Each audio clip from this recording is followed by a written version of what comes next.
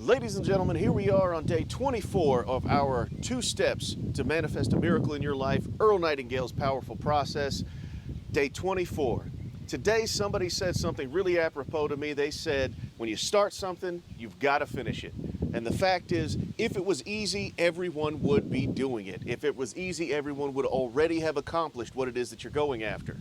The number one thing that sets people apart, those who succeed versus those who fail, is going to be those who stick with it. Consistency really is key. It's not just a thing that people say because of the alliteration between consistency and key.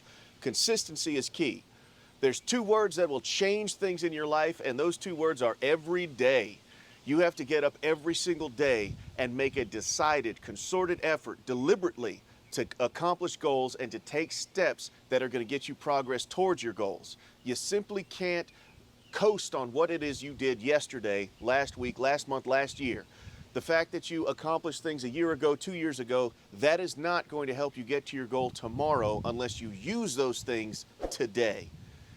If you start something, you have to finish it. Rise and shine, heroes. Your world needs you.